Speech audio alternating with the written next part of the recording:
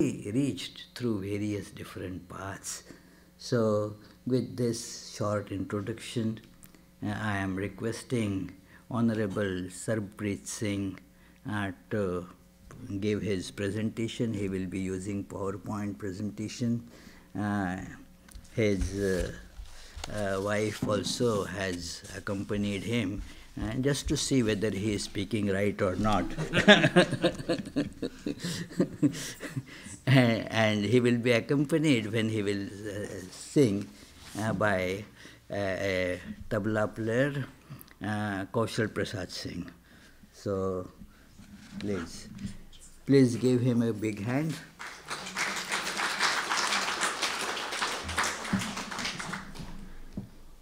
Thank you, Swamiji, for that very warm and I would say very generous introduction. I shall be speaking about Sikhism, which is one of the world's major religions, the youngest of the world's religions. It was born about roughly 500 years ago, a little over 500 years ago, and perhaps not very well known in the West. So I have a presentation, and we have 45 minutes for the presentation, roughly. So I have a presentation for about 45 minutes, and I'll be sure to save some time for questions. But please absolutely feel free to interrupt me if you have a question as I speak. So let me draw your attention to the graphic that you see on the screen. It's a very vivid image, of course, and I'll say a little bit about it and then come back to it later in the presentation once I explain the significance.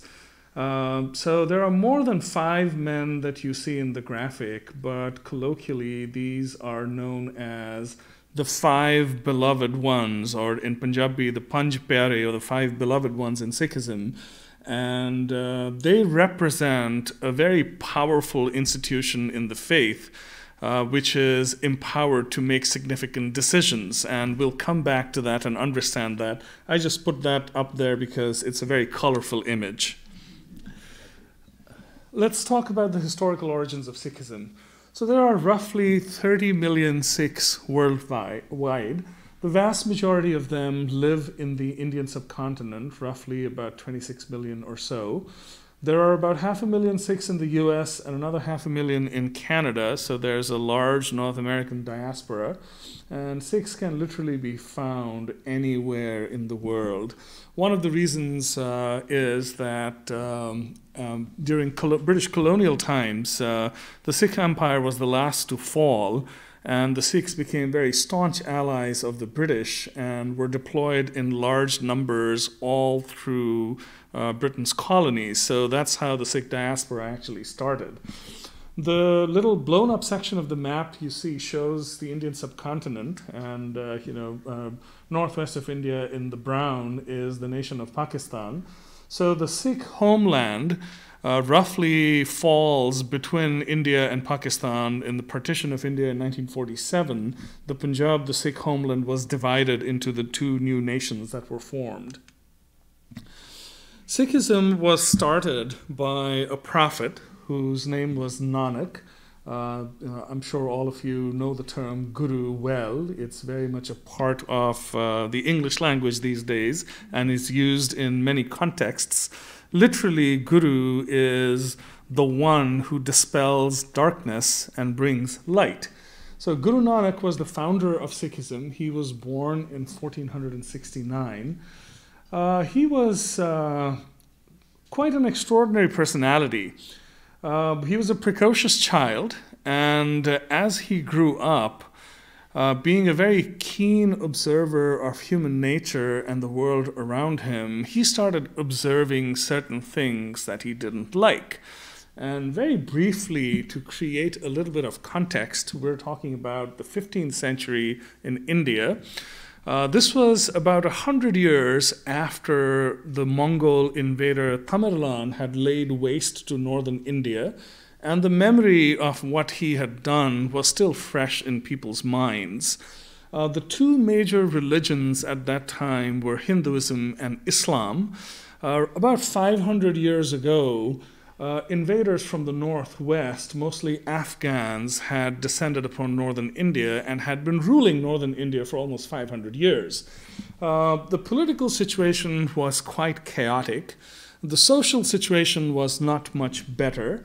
These were medieval times, and the dominant Guru Nanak was born into a Hindu family, and the practice of Hinduism at that time had descended into, or had devolved into a very rigid caste hierarchy where there was no mobility between castes, and there was tremendous oppression that the lower castes faced at the hands of the upper castes.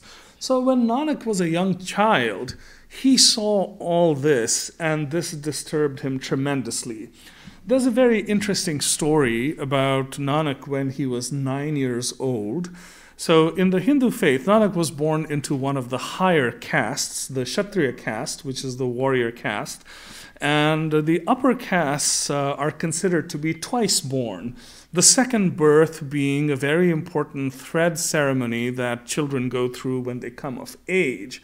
So when the young Nanak was about 9 years old, his father summoned the family priest, and a lavish feast was organized. And Nanak was told that you're going to be initiated today. This is going to be your second birth. And now your formal education is about to begin. So new clothes were bought for both Nanak and his sister. Everyone gathered. A fabulous feast was prepared. And the family priest recited all the mantras that were to be recited. And then he advanced his hand towards the young man to place the thread around his torso. And then the young boy, 9 years old, says, "Stop." The priest was a little puzzled. He said, "Why should I stop? This is important. This is a rite of passage. This is how you take your place in society." And then very thoughtfully, this child asks, "What's this thread for?" And then the priest explains, "Well, it's a mark of your high birth. It allows you to take your place in society." And then the lad asks, "Will it ever get dirty? Is it indestructible? Will it ever burn? Can my sister wear one?" The answers were, of course, very obvious. And the child said, "No, I'm not going to put this on."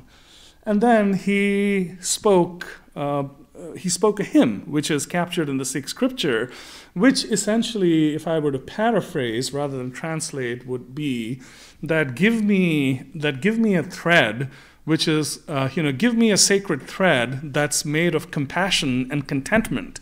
Give me a sacred thread that's never going to burn, that's never going to be destroyed. So from the age of 9, he was completely immersed in spiritual pursuits, much to the chagrin of his father, who was a very important revenue official. And like all of us we want our kids to be Wall Street bankers or doctors or whatever.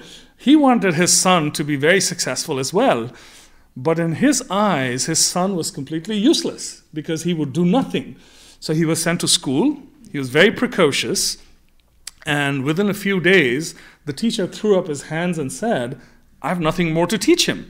Because the child would ask him profound questions about the human condition and life, and the teacher would have no answer at all. So no school for him, wouldn't work.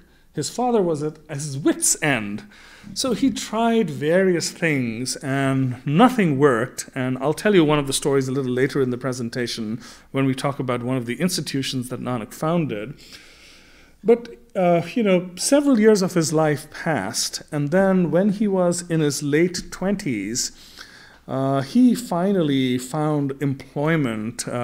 He was in charge of the storehouse of the governor of the Punjab, the province that he was part of, and he was sent there to manage the official stores. It was a very important position. And there, for the first time, Nanak settled down. He was married by then. He had 2 sons. What he would do is he would work in the store all day, and in the evening, holy men in those days there were only holy men, there were no holy women. So holy men of all stripes would gather, and they would sing late into the night, and then he would get up in the morning and he would go and work. So when he was about 30 years old, one of his friends, who was a Muslim minstrel by the name of Mardana, came to live with him. So Mardana would play his lute and Nanak would sing, and that would be their daily routine.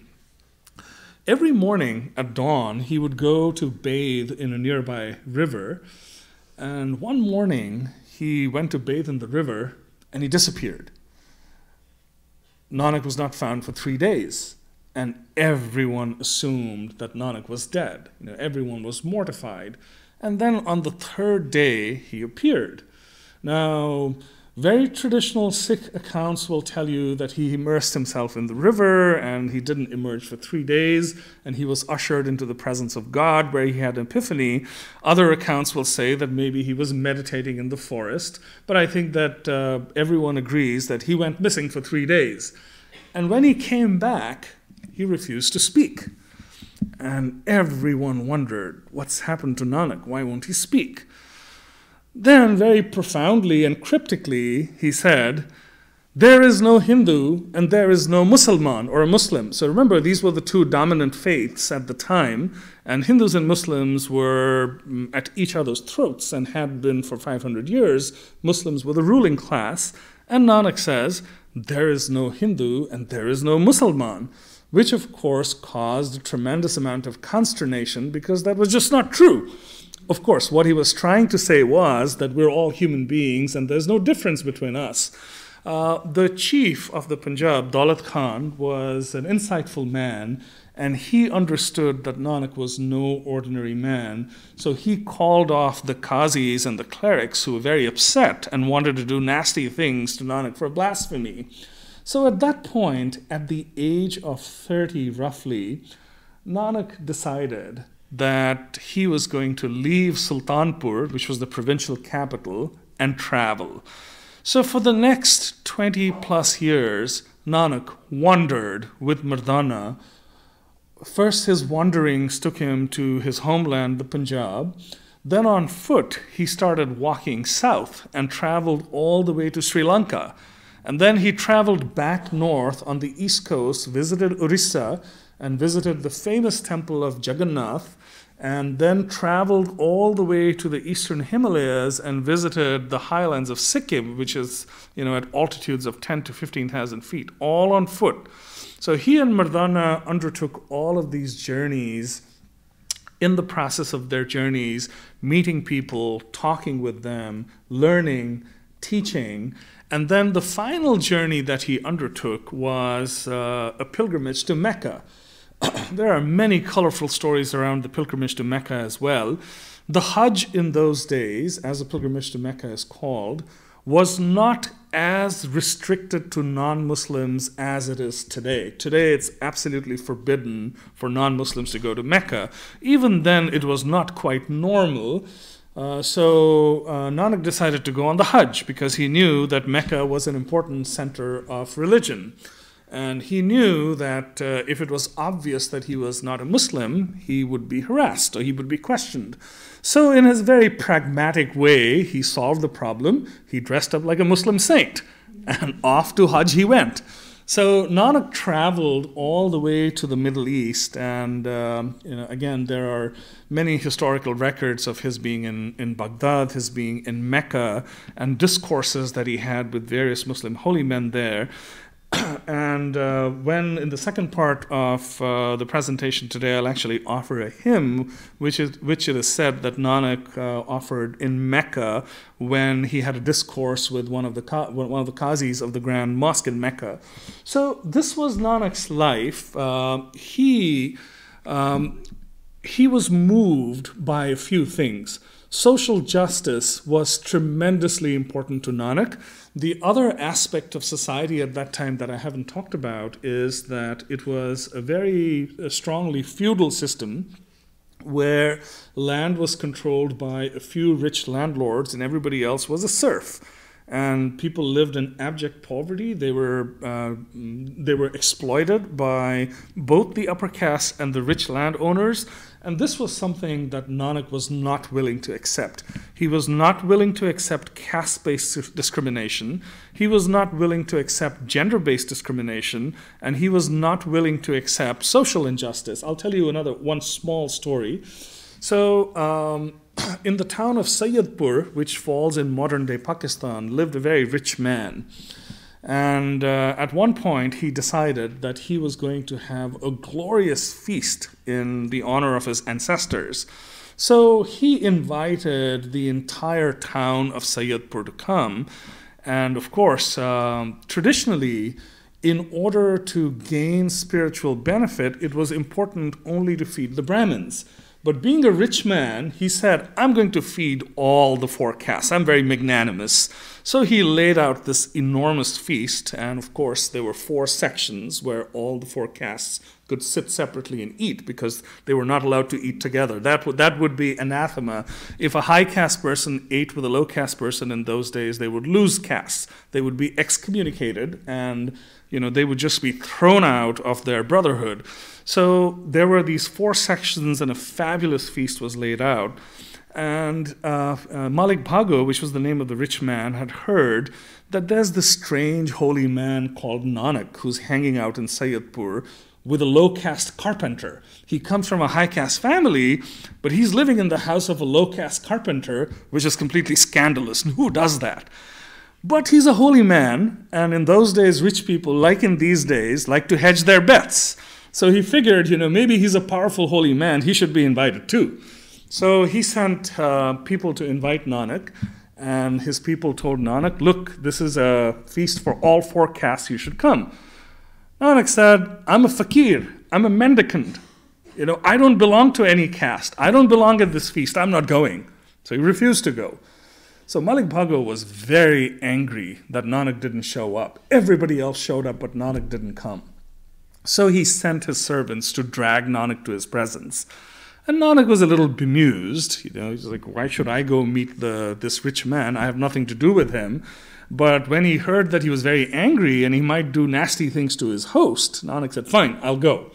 So the story goes that he was dragged into the presence of the holy man, into the presence of the rich man, who was very angry and said, why did you not come to my feast? And Nanak said, look, I'm a poor mendicant. I don't need this fancy food.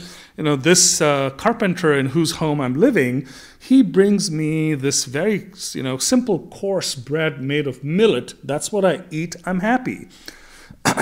But if this is so important to you, send somebody to your kitchen and get me something and I'll eat it. So the rich man sent his servants to the kitchen to bring some fried delicacies for Nanak. And Nanak whispered to the carpenter Lalo, in whose house he was staying, said, go home and get me a piece of bread. So Lalo runs home and brings bread. And, this opulent, lovely, fragrant thing shows up on a platter. So Nanak picks up Lalo's coarse bread in one hand and the rich fried delicacy in the other and squeezes them both. In his right hand, you see drops of blood. In his left hand, you see drops of milk. Now, this is an apocryphal story, of course, but it tells an important message. The message that the story tells is that the coarse bread of honest labor is acceptable to Nanak, but the rich bread of exploitation is not. So this epitomizes his commitment to social justice. It's important to understand that Nanak was not the first thinker in the Indian subcontinent who railed against the inequalities of caste discrimination, gender discrimination, social injustice. Far from it. He was preceded by other thinkers. Bhagat Kabir is an excellent example, who exactly said the same things. The big difference between Nanak and the others was that Nanak actually created institutions that were designed to fight the practices that he didn't agree with. And these institutions survive and thrive today and form the underpinnings of the Sikh faith, as we shall learn as we go through the rest of the presentation. So Guru Nanak was followed by a succession of 9 gurus. So that was another hugely important thing that Nanak did. In hindsight today, many scholars of religion wonder and question that did Guru Nanak set out to create a religion? Because it is a world religion now, it has 30 million adherents, it's a large religion, or did it just happen serendipitously? Well, the answer is in the institutions that Nanak created. When it was time for Kabir to pass, Kabir didn't summon one of his disciples and say, "You are now Kabir," or "You are Kabir too." No, he didn't do that. And neither did a lot of the other thinkers who thought like Guru Nanak. But he did something extraordinary. When he was alive, he was the Guru. He was the recognized leader of this new community. And before he passed, he summoned one of his humblest disciples and conferred upon him the leadership of the community. Thus, he took this persona of the Guru and turned it into an institution. So Guru Nanak was followed by 9 human gurus, and why I emphasize human will be apparent in a couple of slides. I'm just going to talk about 3 of them. The 5th Guru, Guru Arjan, lived between 1563 and 1606. And like Guru Nanak, he had many important contributions to the Sikh faith. He created 3 very important institutions within Sikhism. The first and foremost was the building of the Golden Temple, which is probably the most visible symbol of the Sikhs. Even people who don't know much about Sikhs have probably seen a picture at least of the Golden Temple. So that was built by Guru Arjan. He also compiled the Guru Grantha Sahib, the Sikh scripture, which we will talk about at some length.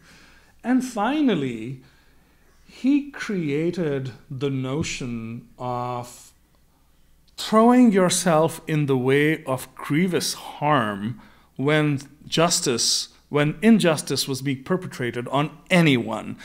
And that principle of fighting oppression and fighting for the underdog has informed the Sikh faith and the Sikh psyche from the time of the Gurus. Now, it's important to understand that every important principle in Sikhism comes directly from Guru Nanak. And this particular principle comes from him as well. Again, we don't have that much time today, but I'll give you the short version. When Guru Nanak was returning to the Punjab from his travels, the Punjab was ravaged by yet another invader from the northwest. In this case, it was the Uzbek conqueror Babur, who went on to form the mighty Mughal dynasty that ruled the Indian subcontinent for 200 years. It was probably one of the most powerful dynasties that the world has ever known. Warfare in those days was nasty business.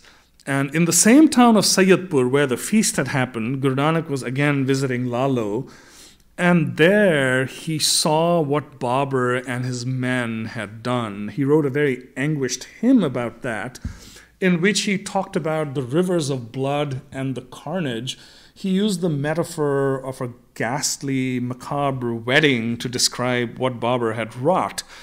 And he fearlessly confronted Babur and to his face called him a tyrant. I mean, can you imagine the kind of courage it would have taken a 50-year-old man to stand up to somebody who had destroyed, almost an entire country, put them to the sword, look him in the eye and say, "You're a tyrant, and what you're doing is absolutely wrong." So that principle of standing up to oppression was turned into an institution by the 5th Guru Arjan. Jahangir was, the great-grandson of the same Babur who established the Mughal dynasty, and he sat on the throne in Delhi. And he learned of this new faith, which was starting to draw converts from both Hinduism and Islam. And apparently he was very chagrined at the fact that Guru Arjan had dared to compose a hymn in Persian. So that, to the clergy, was a sure sign that he was trying to proselytize the Muslims. So Jahangir decided that I need to put a stop to this. So he tortured Guru Arjan and put him to death. So the 3rd institution that Guru Arjan created was this notion of fearlessly standing up to oppression. So that was the 5th Guru of the Sikhs. The 10th Guru of the Sikhs was Guru Gobind Singh, and if you look at the miniature that's blown up and put on the slide, you'll see several interesting things. You see a hawk on his hand, you see him carrying a sword, you see a quiver of arrows sort of poking out on the other side of the horse. So Guru Gobind Singh, again, following the principles that Guru Nanak had expounded when he condemned Babur and what the 5th Guru Arjan had done when he gave up his body to fight injustice, decided that it was time for direct action. Several important things were going on in India at that time.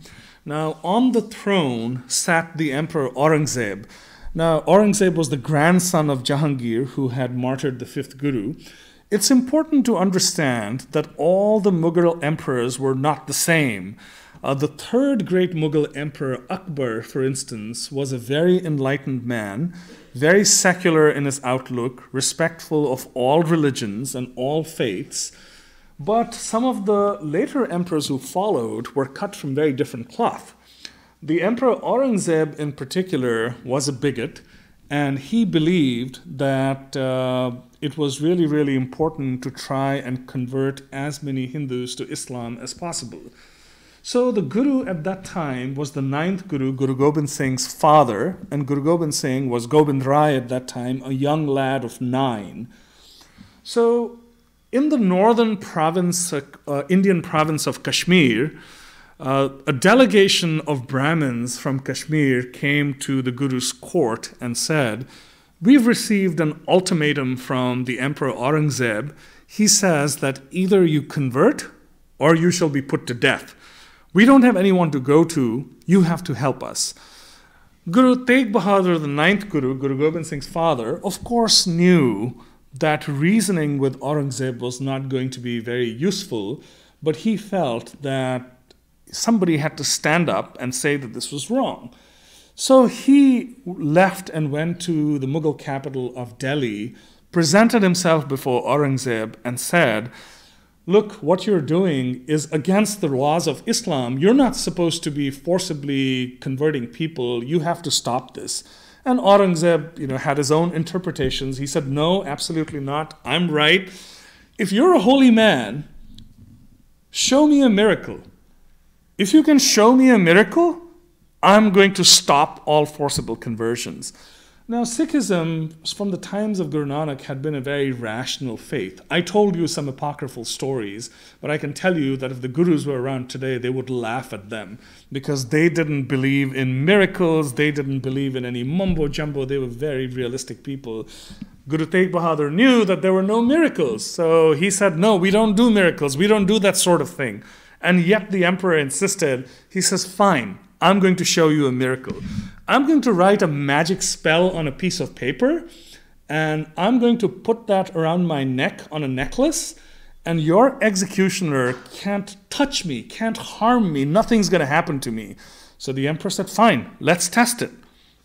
So in the grand square of Delhi, which is called Chandni Chowk, now it's in the older part of Delhi, a big crowd gathered. Guru Tegh Bahadur was summoned.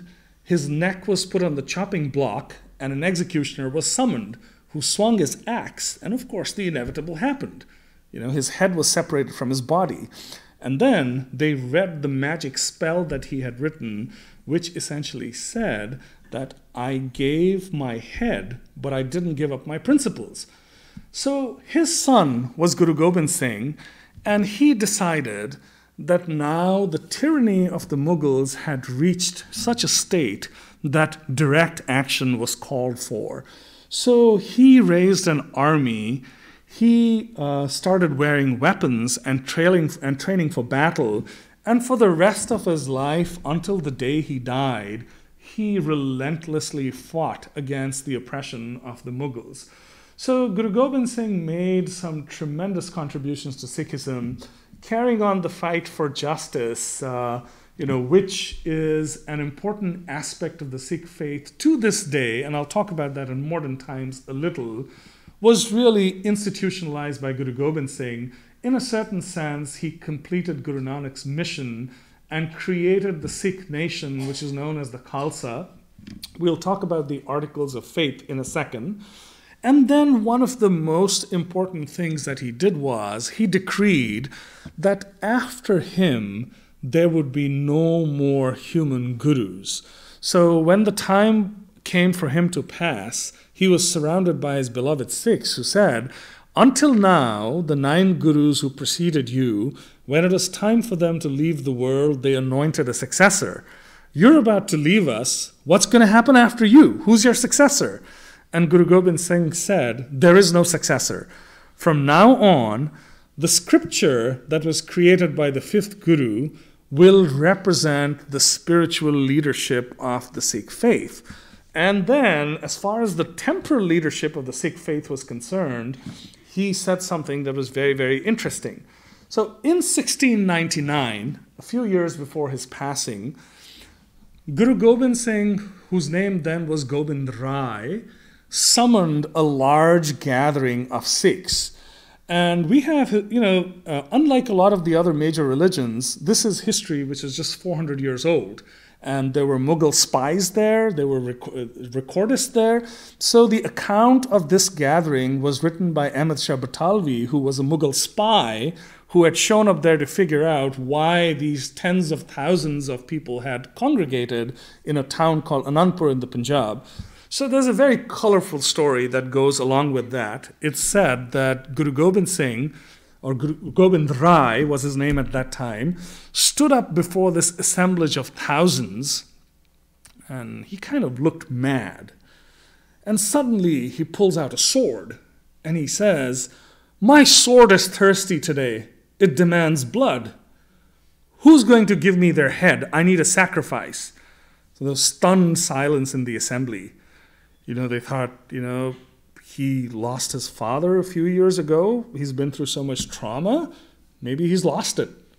Why does he want to kill one of us? This makes no sense at all. So finally, one man gets up, raises his hand and says, I'm ready to die for you. Your sword can have my head. So the Guru takes the man into a tent. There's a loud noise, and he comes out with his sword dripping with blood. And then his eyes are red. He looks around and says, it's still thirsty. It needs more blood. And then people start slipping away. I might be next. Better get out of here.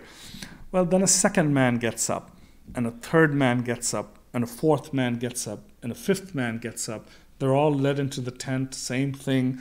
The Guru comes out with a bloody sword, and by then everyone is freaking out. They're convinced that he's completely lost it.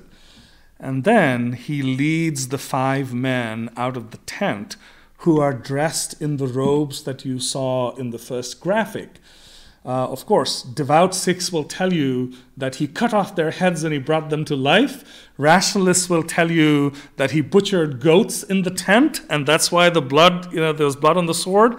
The point is that he asked for 5 who were so committed to the faith that they'd be willing to give their heads, and 5 did indeed get up. So these 5 became to be known as the 5 beloved ones, and Guru Gobind Singh initiated them into the brotherhood of the Khalsa. And another important thing that he said on that day was, Nanak had tried to eradicate caste. We'll talk about that a little more in a second when we talk about some of the institutions. But remember, the baggage of caste was thousands of years old. The faith of Nanak was only 100 years old at that time. So guess what had started happening? People had started relapsing back to their caste identities. And a sure-shot way of recognizing which caste you came from was your name, because you had a caste name.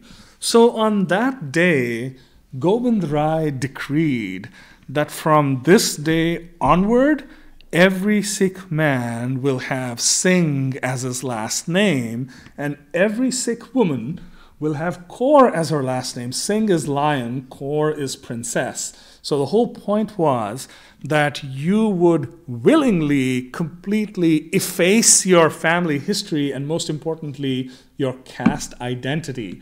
That's what he created on that day. And these 5 beloved ones were the first 5 Singhs. And then the story goes, he knelt before them and said, I'm Gobind Rai, now you have to initiate me and turn me into Gobind Singh. And that's when his name turned into Gobind Singh. So when he was about to pass, he said that spiritual leadership of the Sikh faith will now rest with the scripture, the Guru Granth Sahib. The temporal leadership of the Sikh faith will rest with the 5 beloved ones.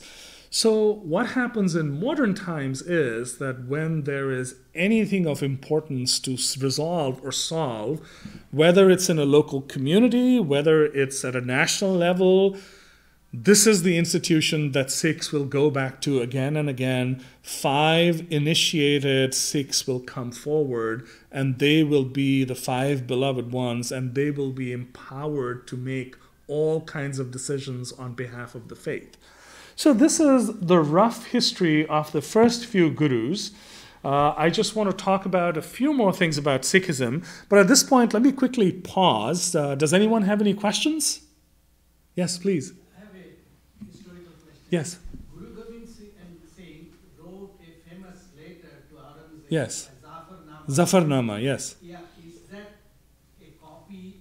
Oh, it's widely available. So the Zafarnama translates to an epistle of victory. So Guru Gobind Singh had been completely crushed by the Mughals. His 4 sons had been killed.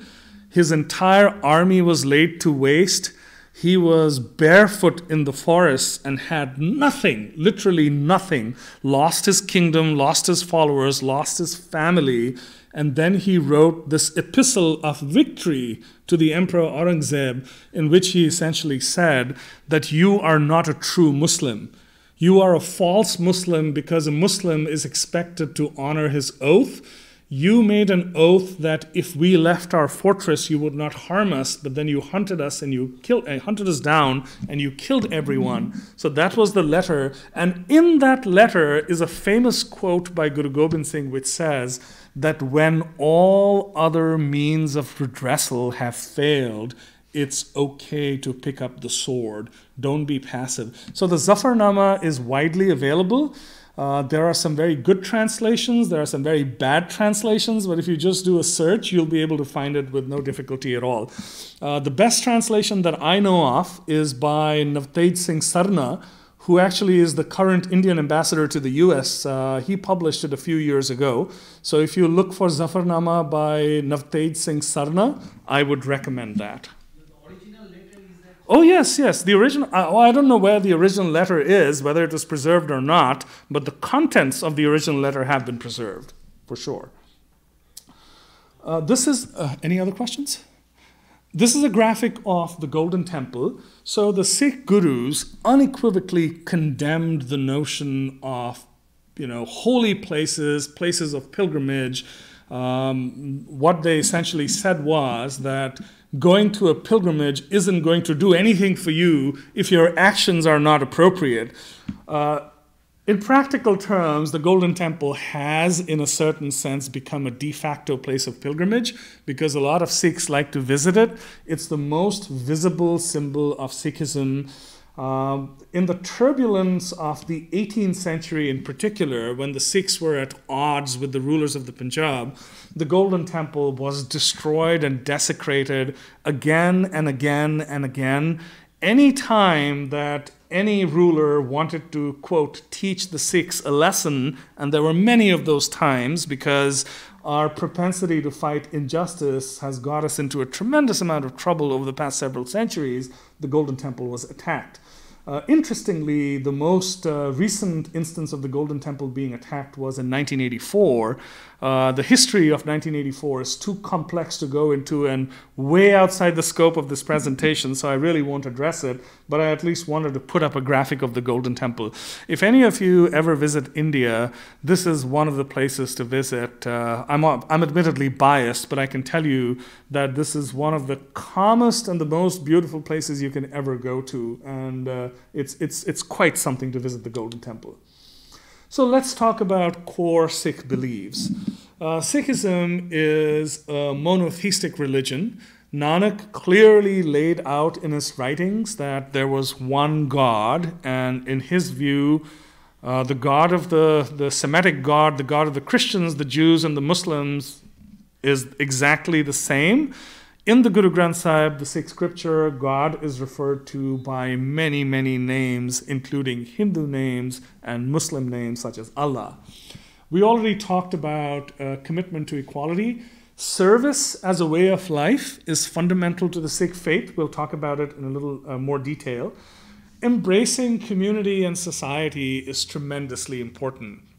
Now, Nanak did the opposite for 20 years.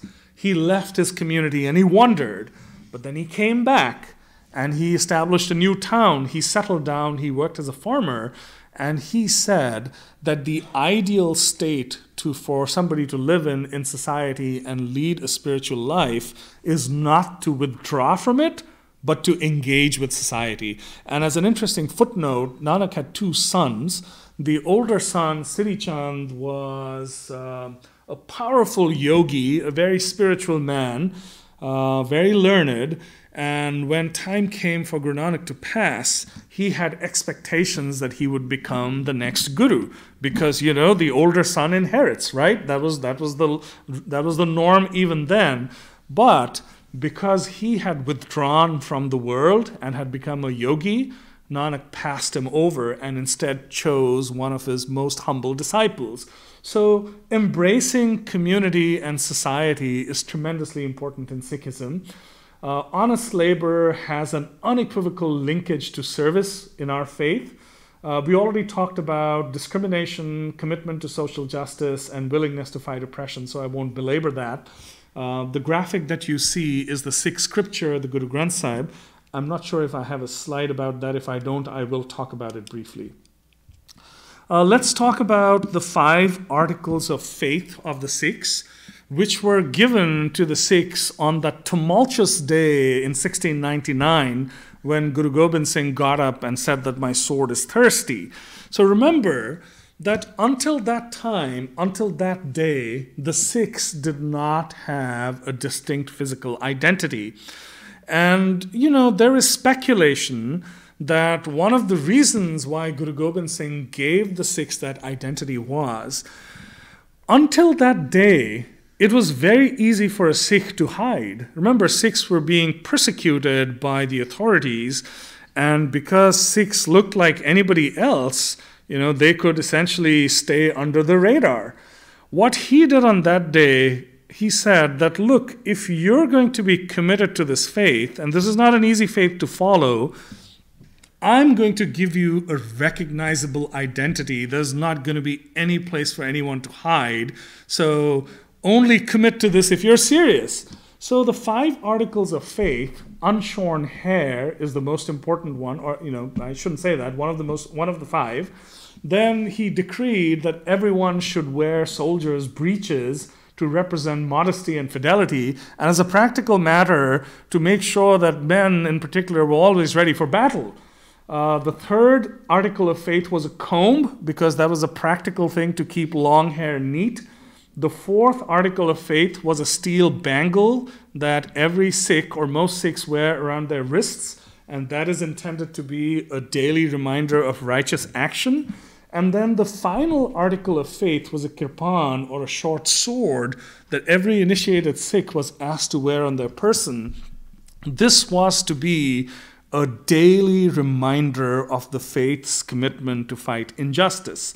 So these are the 5 symbols of faith that every initiated Sikh will carry on their person. I deliberately use the word initiated and not baptized, because baptized has a very specific connotation in other faiths, but there is a very specific rite of initiation that people go through in Sikhism through choice. And once they go through that, then they are required to carry these 5 articles of faith. I won't spend a lot of time. I use this presentation in many different contexts. It's just important to understand that most people that you will see in the US with turbans are Sikhs, even though certain sections of media will probably misuse images as they did after 9/11, but I won't belabor that. Let's talk about the values and practices of Sikhism. So honest labor or kirt kamai is fundamentally important. Seva or daily selfless service to humanity is hugely important. And then sharing the fruits of your labor are also very important. Now, by the time of Guru Nanak's death, he had a large number of followers. Every day, rich offerings would pour in from the faithful. Every penny that came in was used for the community. Nanak earned his living as a farmer till the day he died. The second guru used to make ropes and sell them for a living. The fourth guru used to sell chickpeas for a living. So the gurus lived very humble lives, espousing the values that they preached to their followers. I mean, they could have certainly led lives of opulence, but that's not what they were about. I'm going to talk about a very important institution in Sikhism called Guru Ka Langar. Swamiji had referred to the Parliament of the World's Religions, and for those of you who have attended any of them, the modern parliaments are fabulous events. I had the opportunity to attend the one in Melbourne where I was speaking, and then the one in Salt Lake City where I was there to present a play. In modern times, if you talk to attendees of the Parliament of the World's Religions, one of the most vivid memories that they will bring back with them is of being fed by the Sikhs. So this started in the Barcelona Parliament, where a group of Sikhs from the UK decided that they were going to feed everybody who showed up at the Parliament.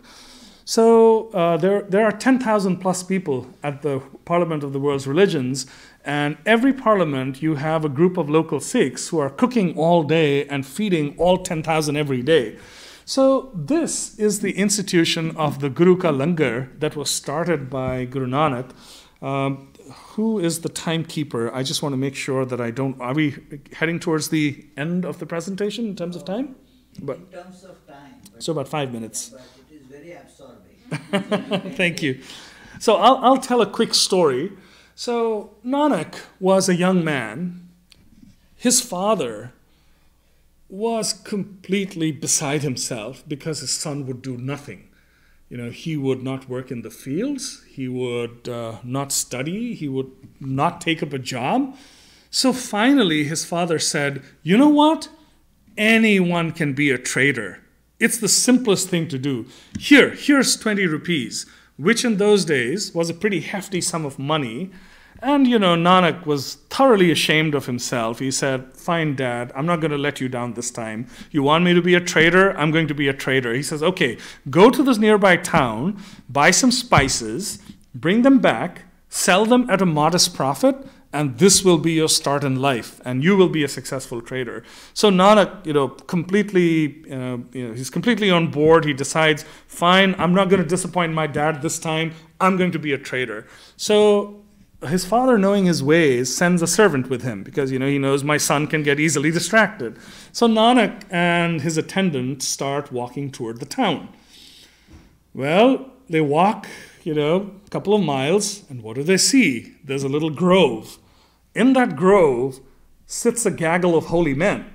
Some of them are meditating, some of them are in yogic postures, some of them are naked, some of them are, standing in water, some of them have their hands stretched up to the sky, and Nanak's eyes are shining. Oh, this is cool stuff. So he decides to sit down and hang out with them.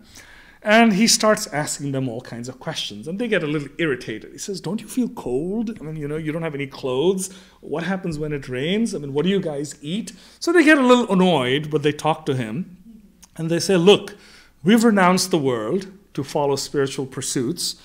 We don't care where our food comes from. If somebody brings us food, we eat. If nobody brings us food, we stay hungry. We haven't eaten for 7 days because nobody brought us food. So, the gears start whirring in Nanak's head because his father told him that go make a great bargain. So he turns to his companion and says, what better bargain could there be than feeding these fine holy men who haven't eaten for 7 days? So his companion is very nervous. He says, look, your dad's going to get really upset. Don't do this. So Nanak, takes the 20 rupees and puts them down in front of the leader, who looks at him and says, what are we going to do with money? We don't deal with money. If you really want to serve us, go bring us food. So Nanak goes to a nearby village, buys food with the 20 rupees, comes back, feeds them, everyone eats, they're very happy. Nanak is euphoric. It's time to go home. So he starts walking home, he's dragging his feet because he knows that there are going to be consequences. And there are consequences. So his father, he doesn't go home. He sits under a tree at the outskirts of the village and he's terrified. So finally his father comes looking for him and Nanak gets a thrashing because his father is really, really angry. So there ends Nanak's brief foray into commerce and his attempt to be a trader.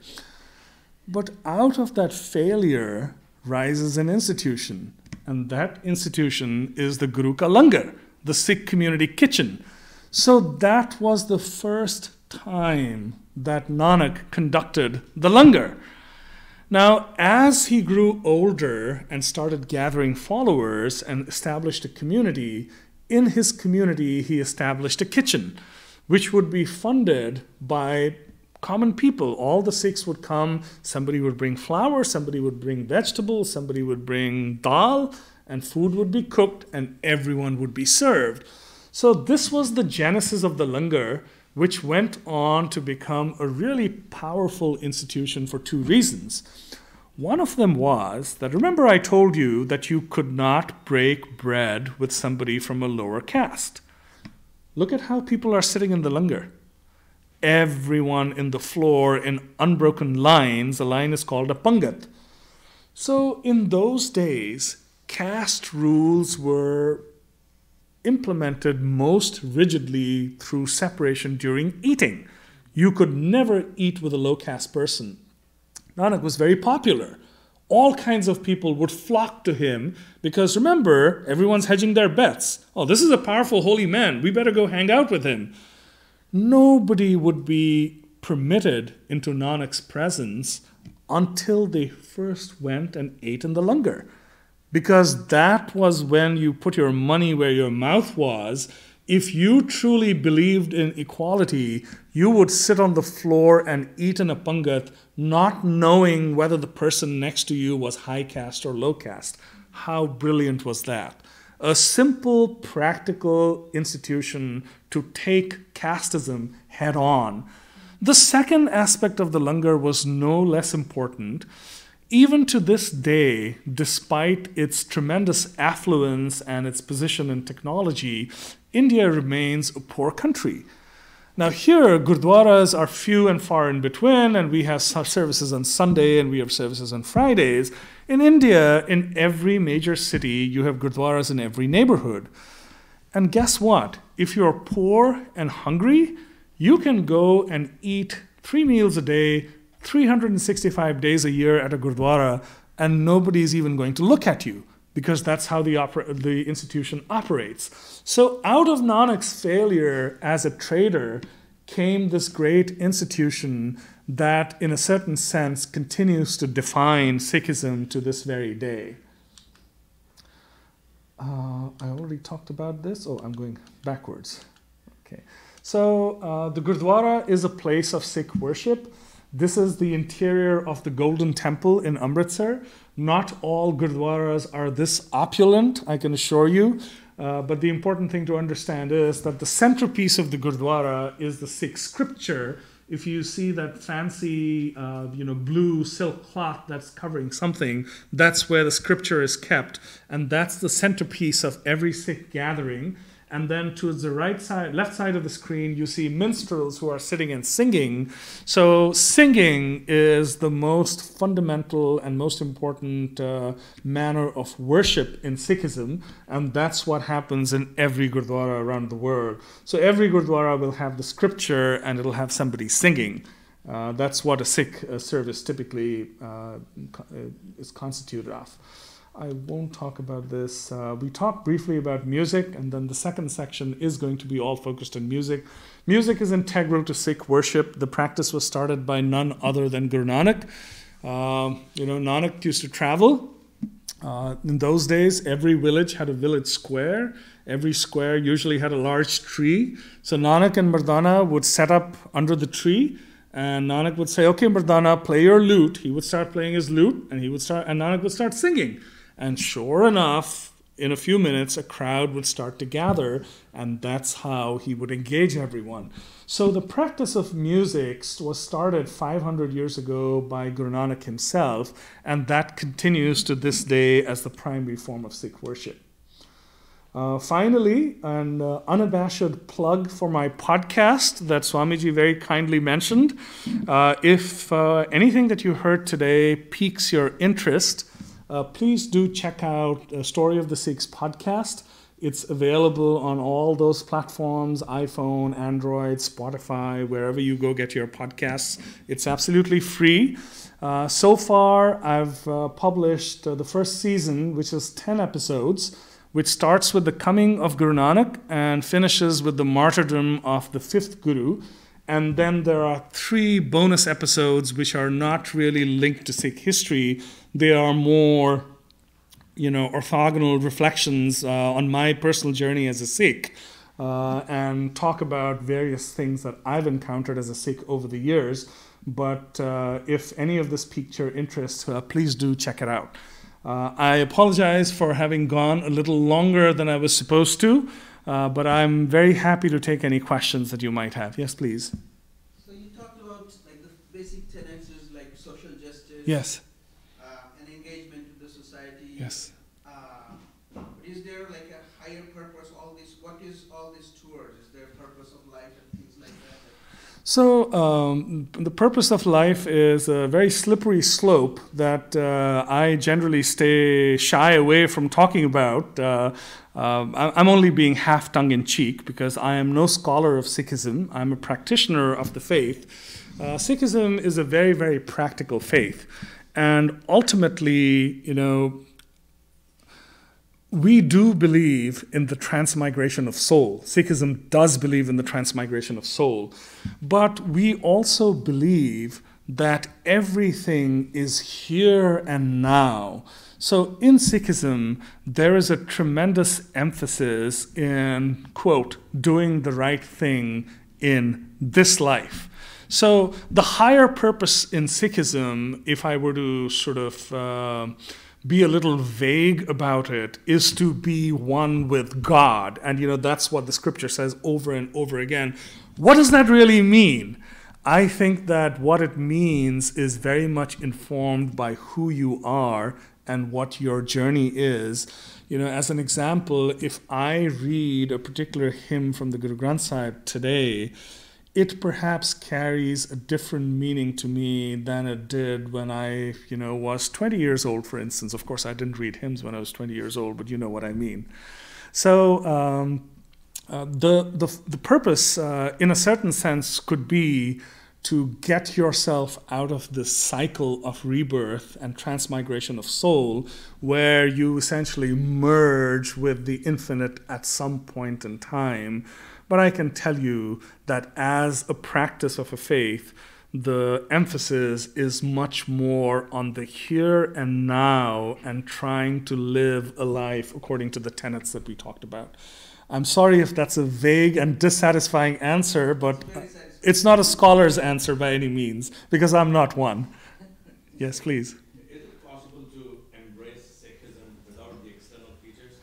Oh, so absolutely. So Sikhism, now that's a question that's very close to my heart. So you're going to have to suffer a digression. So Nanak's worldview was immensely broad. So even today within the Sikh faith, you have, we call them Keshadhari Sikhs, or the ones that wear their hair long, and the Sahajdhari Sikhs. Sahaj is the path of ease, or not ease, but relative slowness. So for instance, there's a very large Sindhi community that strongly believes in Guru Nanak. Are they Sikhs? Well, maybe some of the bigoted among the Sikhs would say, oh, heck no, they don't deserve to be called Sikhs because they believe in blah, blah, blah, and blah. my feeling as a Sikh, even though I am an initiated Sikh, is that if Guru Nanak was here, he would probably laugh at that question. Because to him, the whole world was a Sikh. And from my perspective, I see many people who really embody the values that I talked about today, who profess to other beliefs. To me, they're Sikhs. So that's my personal view.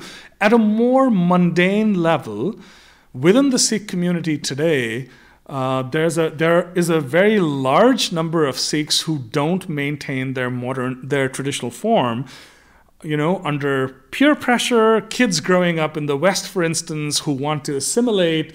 We're no different from any community.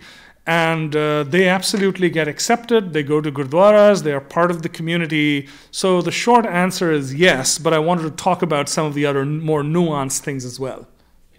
Yes, please.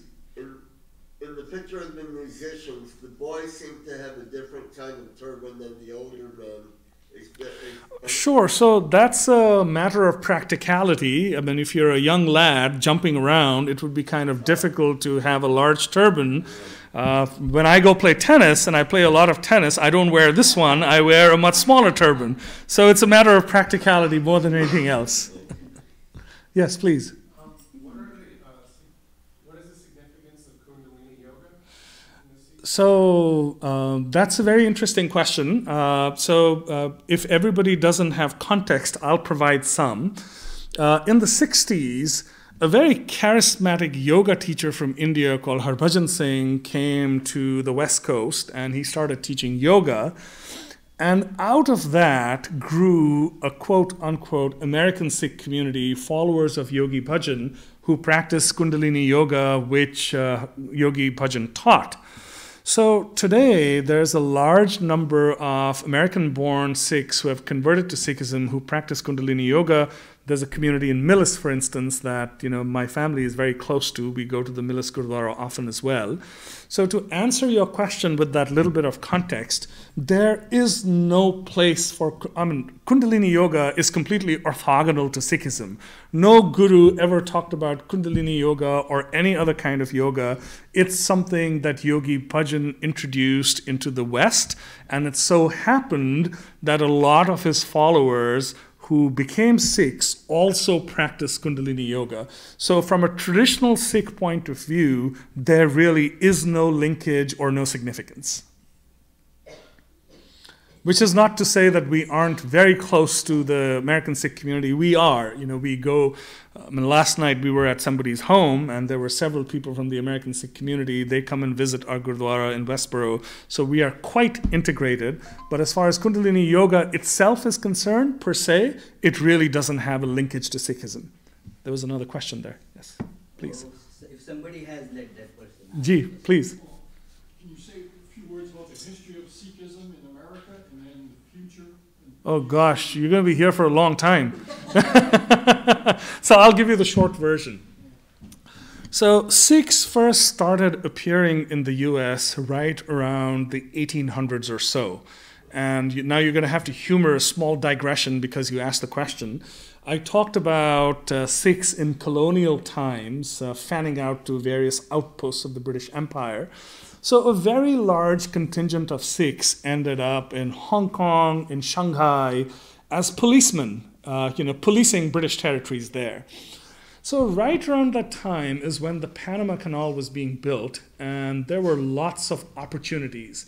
So when a Sikh soldier left India and took up a job in Shanghai as a policeman, he would be paid 4 times of what he would be paid in India, which is pretty good.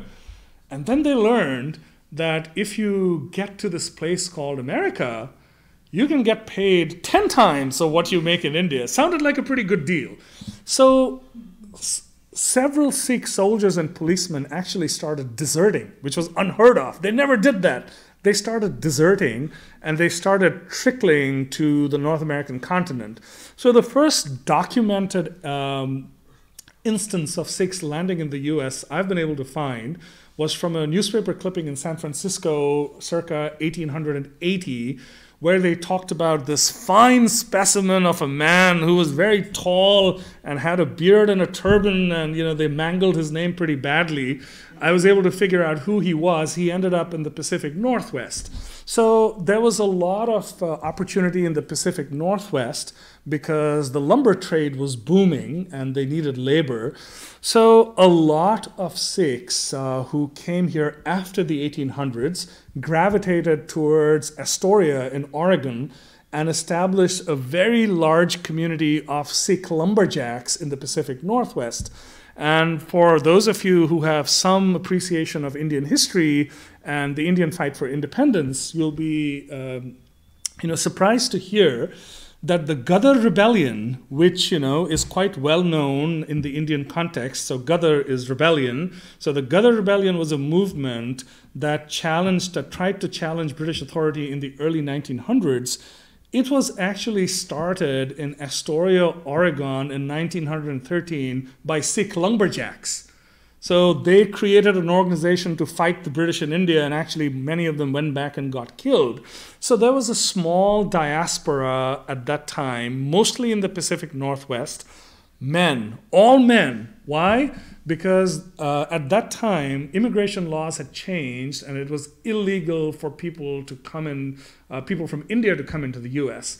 So the population of Sikhs in the US stayed largely stagnant for the next 40 years or so. There were laws of miscegenation laws in place which prohibited Sikhs from marrying white women. So they were at a loss, They were surrounded by white women. They couldn't go back home and get married or bring their wives.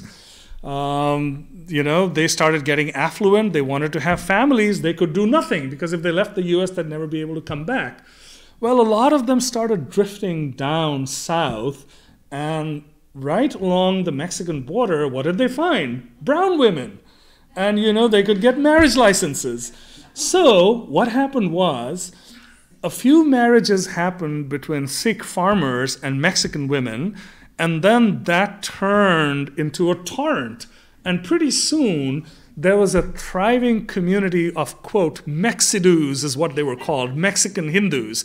Because in those days, anyone from India, whether they were Hindu, Muslim, or Sikh, were called Hindu because India equated to Hindu.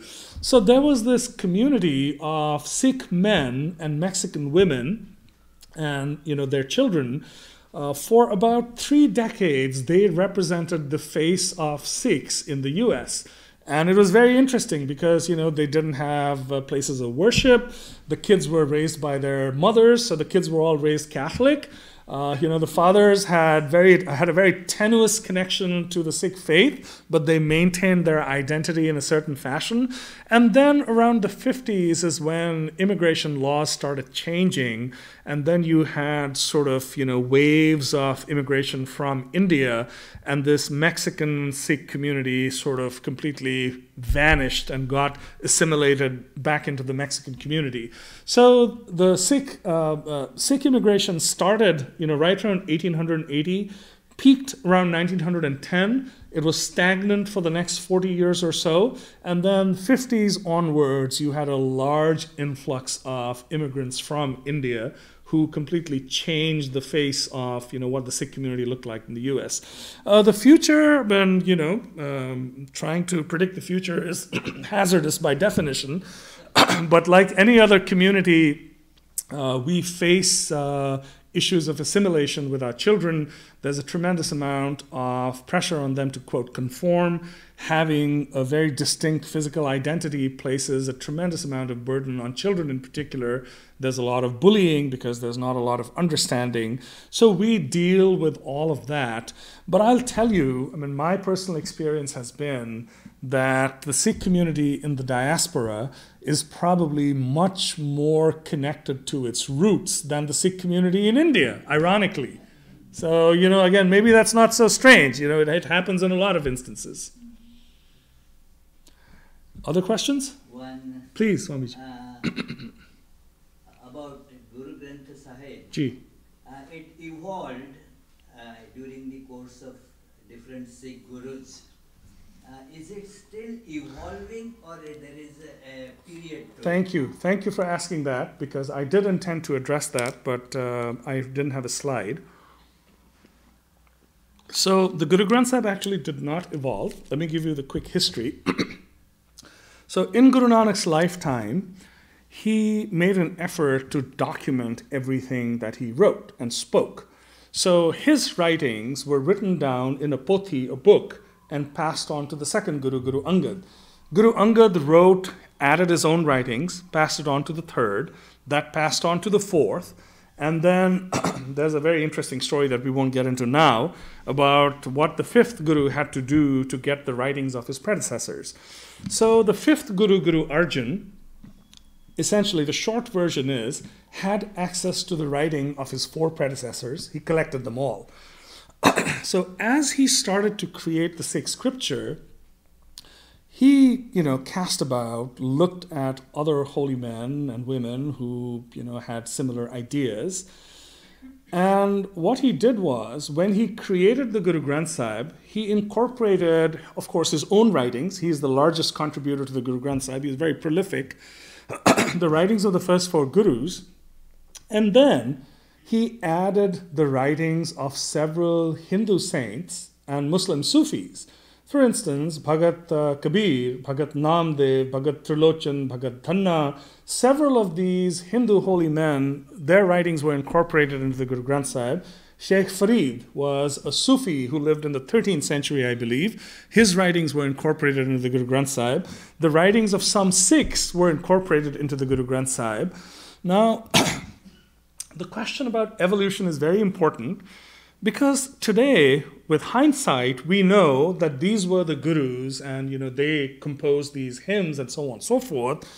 Well, what do you think times were like in those days? The guruship was a powerful institution. It brought a lot of wealth and power. Well, every guru had sons.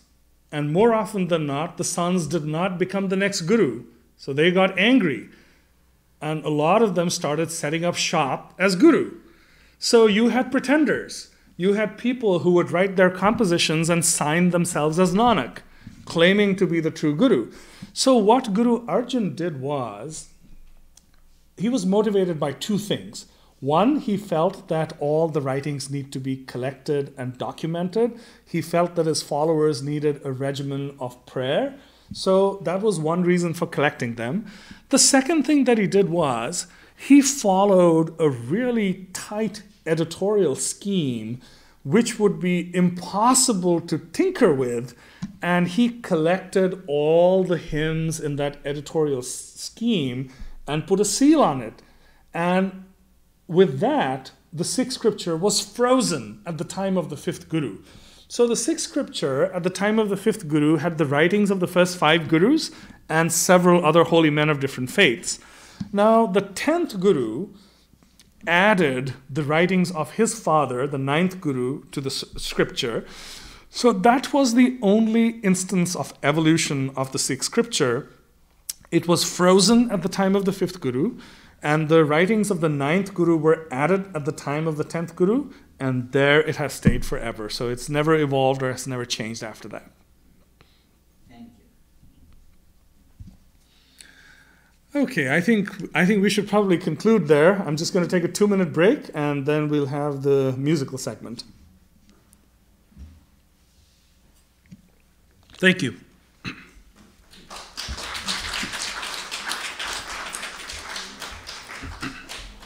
And at the risk of sounding like a curmudgeon, I'm going to request that you please hold the applause in the musical segment, because that would just not be appropriate, after the singing of Sikh hymns.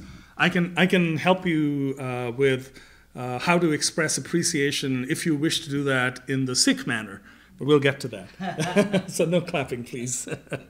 Thank you. Okay, you can. Do you want to Questions? go Yeah. to the restroom? Yeah.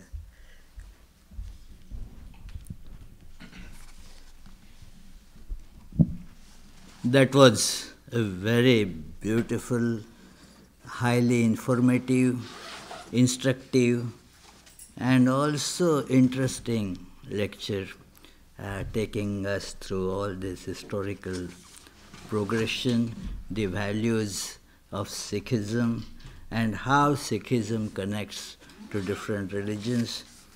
As he was mentioning, I was part of the Parliament of Religions at Utah a couple of years back, 4 years ago actually, because the new one, it is going to be in Toronto now. And I also was taking the langar. They were feeding everybody, and so one day I also had the opportunity to take my langar prasad there. It is so now we will go to the musical part of this, and till then, while they arrange this thing, just to speed up the things, I request Vishwanath to do his offertory, and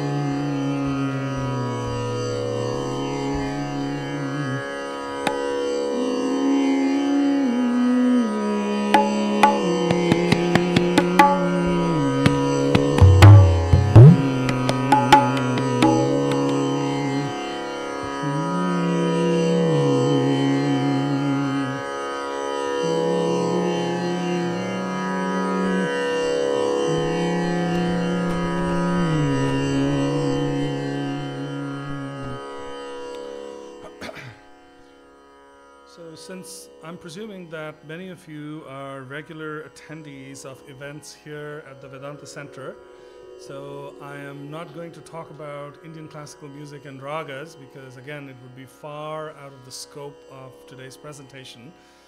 Suffice it to say, ragas are the underpinnings of all forms of Indian music and have existed for thousands of years. In its simplest sense, a raga can be called a scale or a family of melodies, but it's such a rich construct that it really defies definition and has to be experienced rather than explained.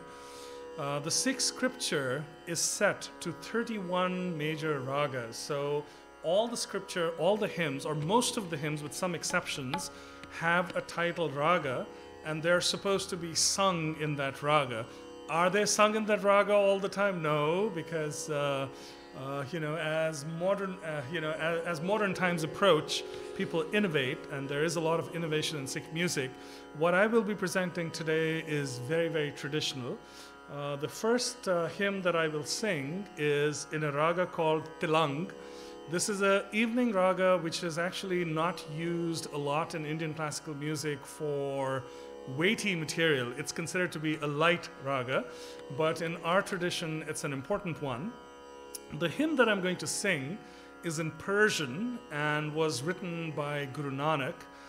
The story goes that when he visited Mecca, one of the mufti of the Grand Mosque engaged him in dialogue and asked him questions about the permanence of life. And this, according to Sikh tradition, was Guru Nanak's response.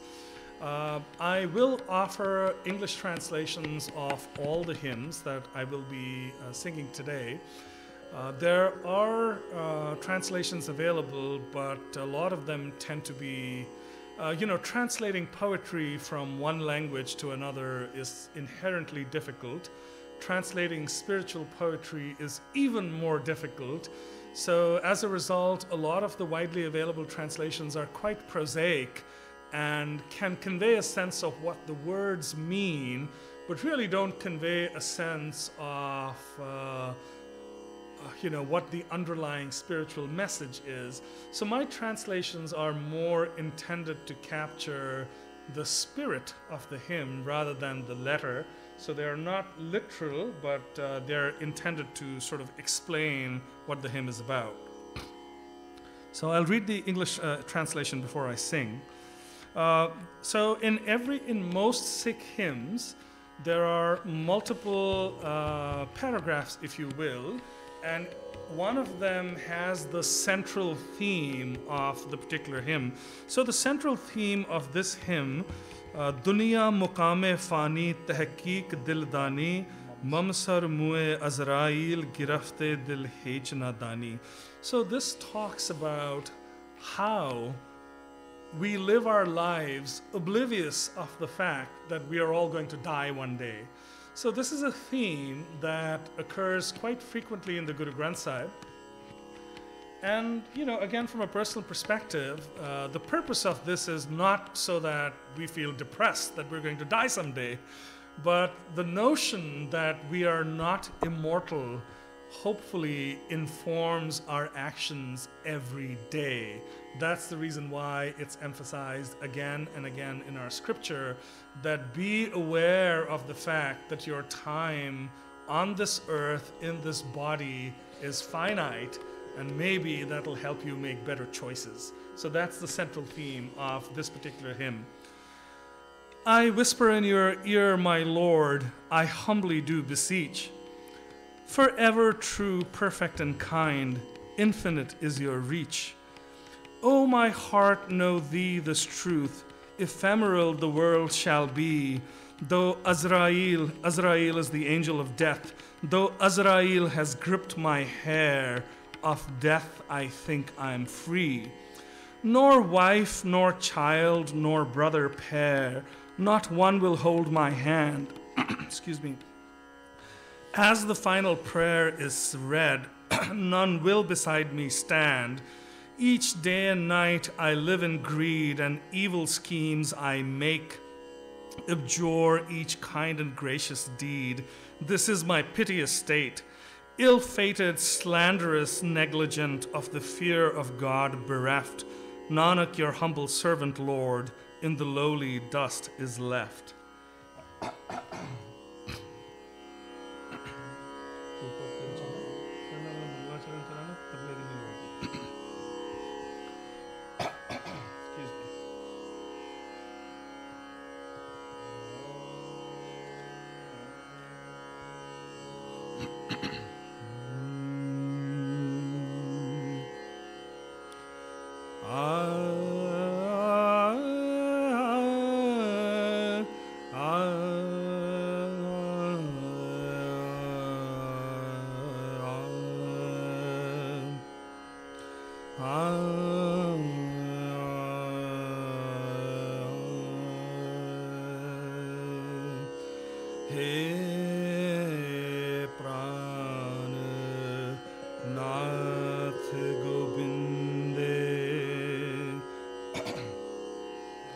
कृपा निधान जगत गुरु हे संसार ताप हरने करुणा में सब दुख हरो हे शरण जोग दयाल है दीनानाथ मया करो शरीर स्वस्थ खीन समय सिमरंत नानक राम दामोदर माधवे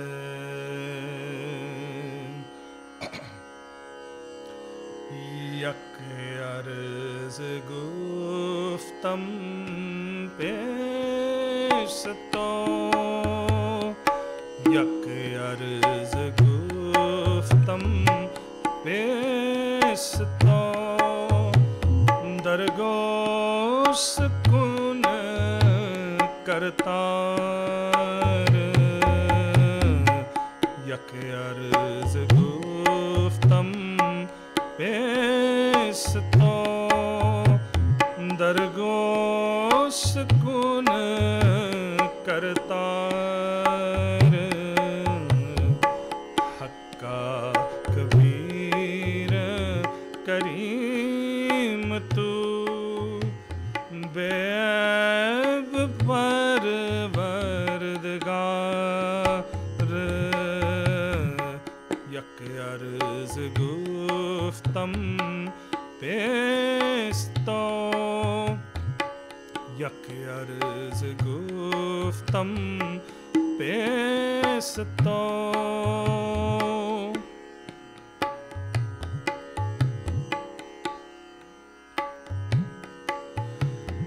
दुनिया मुकाम फानी दुनिया मुकाम फानी तहकीक दिलदानी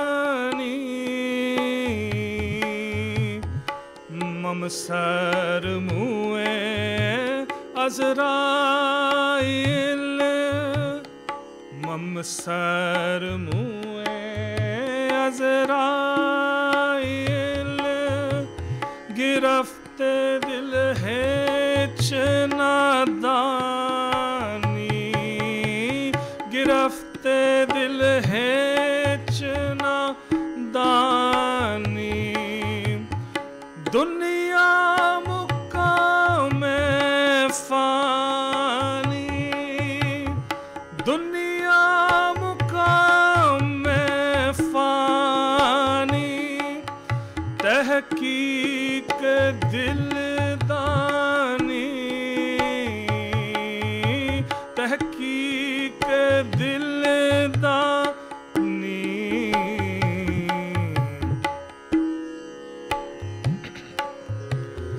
यक अर्ज गुफ्तम पेशतो यक अर्ज गुफ्तम पेशतो दरगोश कुन करतार हक्का कबीर करीम तू बेब परवरदिगार यक अर्ज गुफ्तम पेशतो यक अर्ज गुफ्तम पेशतो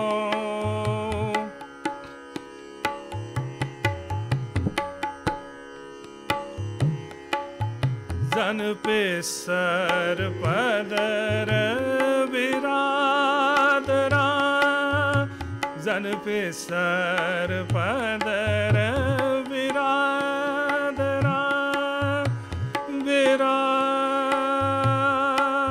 बिरादरा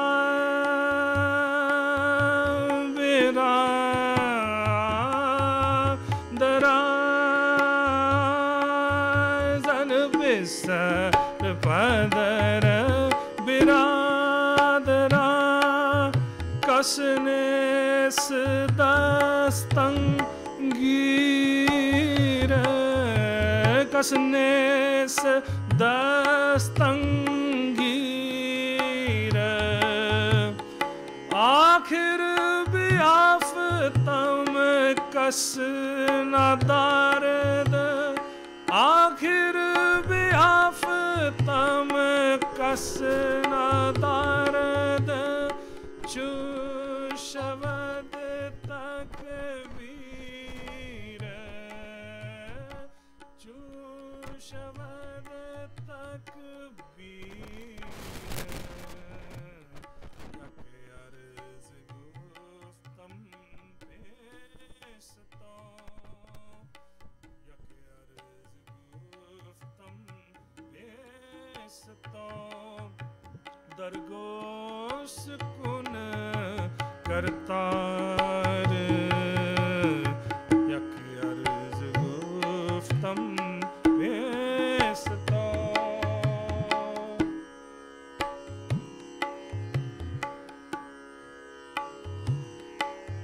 सब रोज गश्तम दर हवा सब रोज गश्तम दर हवा कर दे बदी ख्याल कर दे बदी ख्याल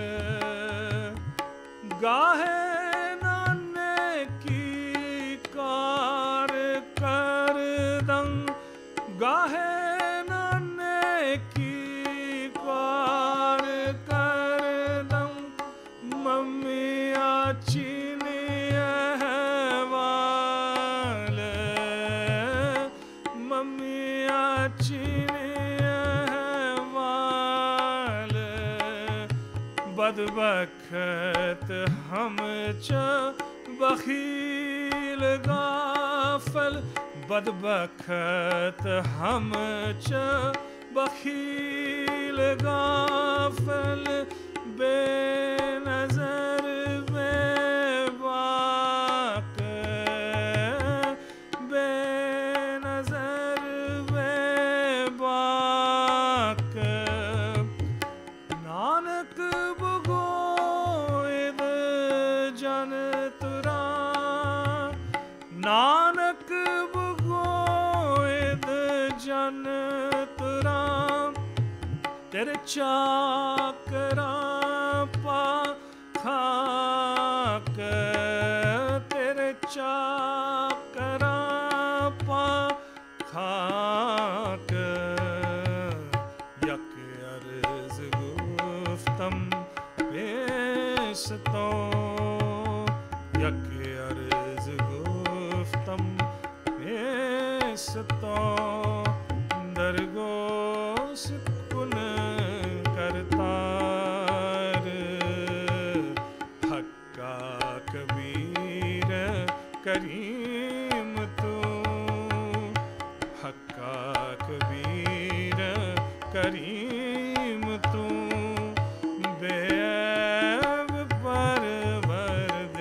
परवरदिगार यक अर्ज गुफ्तम पेशतो यक अर्ज गुफ्तम पेशतो यक अर्ज गुफ्तम यक अर्ज गुफ्तम यक अर्ज गुफ्तम पेशतो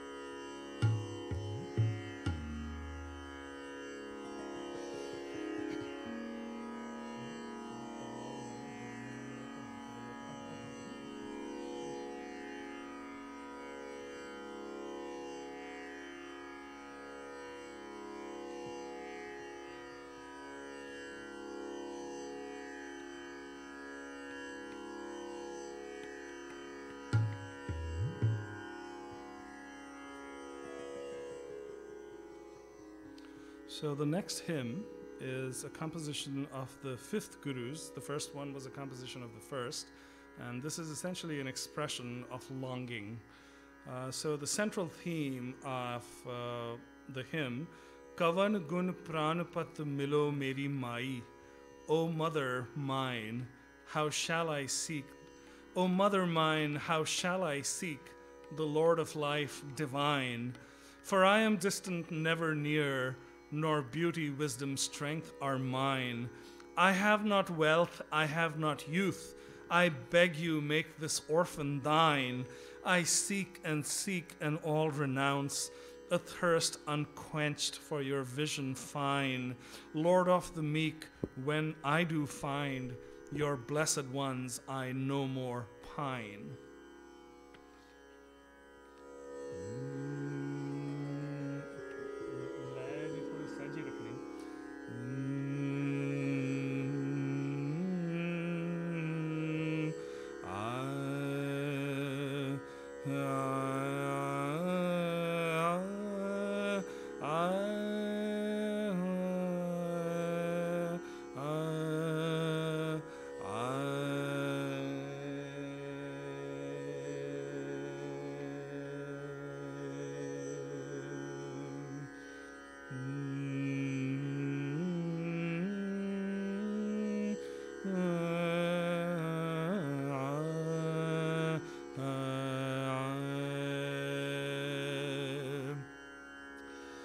मोहे परदेसन दूर ते आई, मोहे परदेसन दूर ते आई, मोहे परदेसन दूर ते आई, मोहे परदेसन दूर ते आई, रूपहीन बुध बालहीनी, रूपहीन बुध बालहीनी, मोहे परदेसन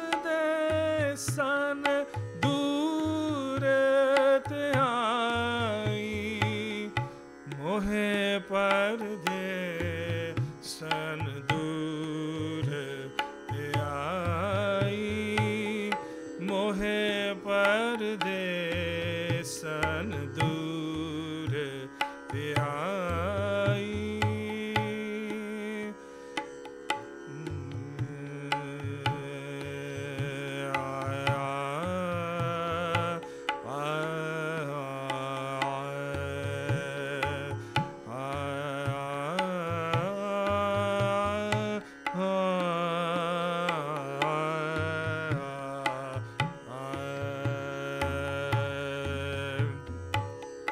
मोहे परदेसन, मोहे परदेसन, मोहे परदेसन दूर ते आई, मोहे परदेसन दूर ते आई, रूपहीन बुध बालहीनी, रूपहीन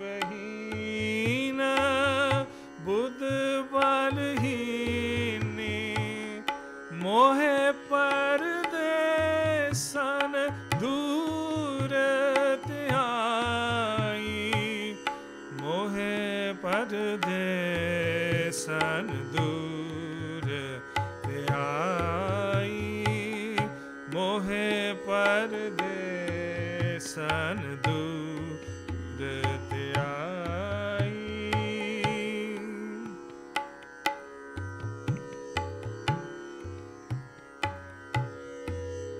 कवन गुण प्राणपत मिलो मेरी माई, रूपहीन बुध बालहीनी, मोहे परदेसन दूर ते आई, मोहे परदेसन सन दूर आई मोहे परदेसन दूर आई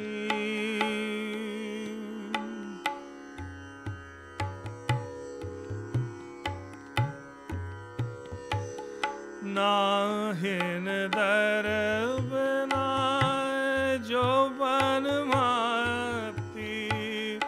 नाहिन दरब ना जो बनमाती मोहे अनाथ की करो समाई मोहे अनाथ की करो समाई खोजत खोजत भई वैरागन खोजत खोजत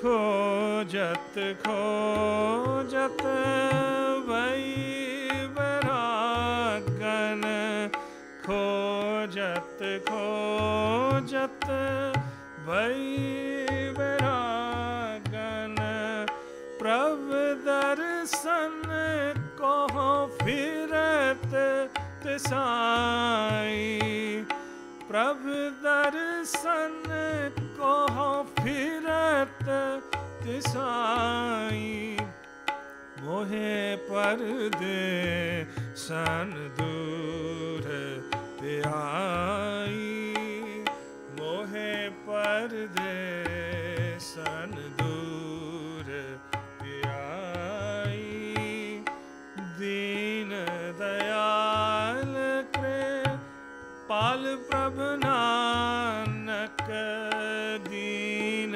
दयाल कृपाल प्रभु नानक दीन दयाल कृपाल प्रभु नानक दीन दयाल कृपाल प्रभु नानक साध संग मेरी जलन बुझाई मोहे परदेसन दूर आई मोहे परदेसन दूर आई मोहे परदेसन दूर आई रूपहीन बुध बलहीनी रूपहीन बुध बलहीनी मोहे परदेसन दूर आई मोहे परदेसन दूर आई मोहे परदेसन दूर आई मोहे परदेसन मोहे परदेसन मोहे परदेसन दूर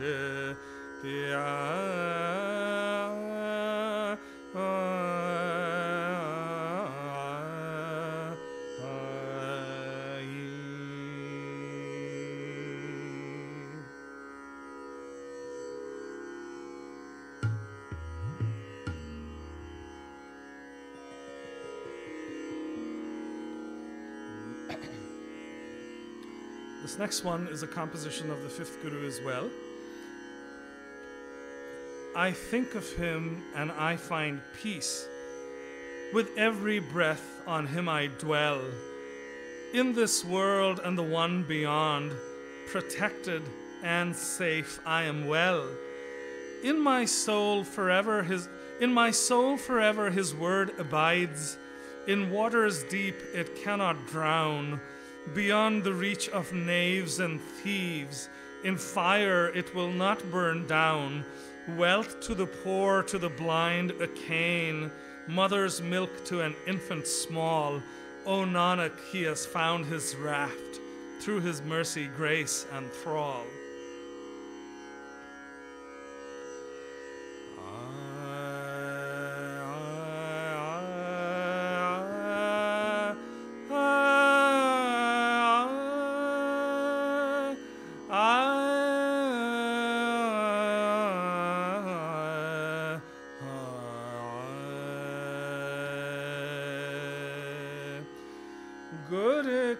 बचन बसे जीना ले, गुर का बचन बसे जीना ले, गुर का बचन बसे जीना ले, गुर का बचन बसे जीना ले,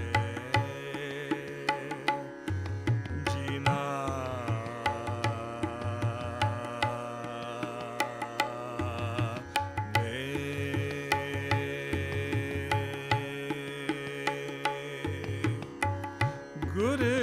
बचन, गुर का बचन बसे जीना ले, गुर का बचन बसे जीना ले, जल नहीं डूबे तस्कर नहीं लेवे, जल नहीं डूबे तस्कर नहीं लेवे, भाई ना सा के जाले,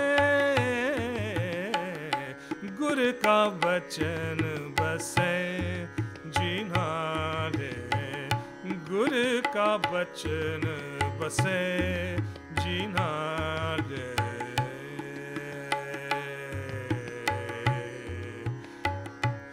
नाले ना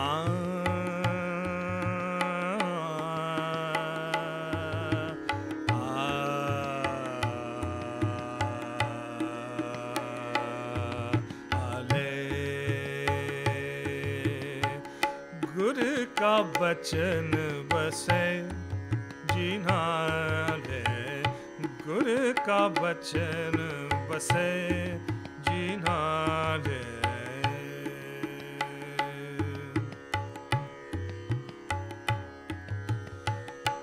सिमरो सिमर सिमर सुख पावो, सिमरो सिमर सिमर सुख पावो,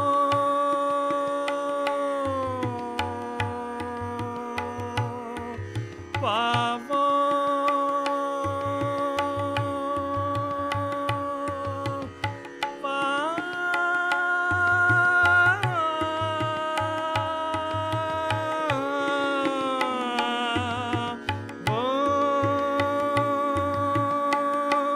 सिमरो सिमर सिमर सुख पावो, सिमरो सिमर सिमर सुख पावो, सास सास समाले,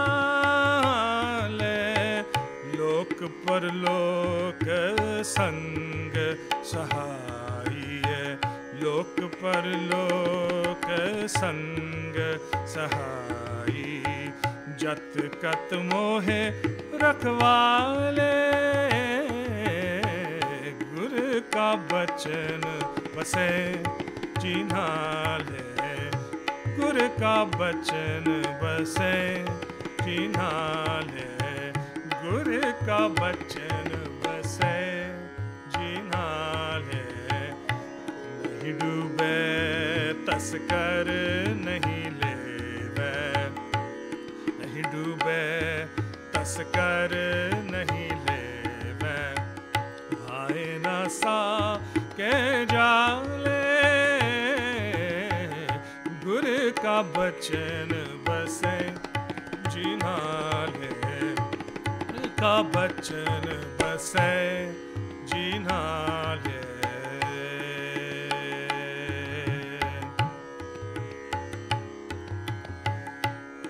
निर्धन को धन अंधले कोटिक, निर्धन को धन अंधले कोटिक,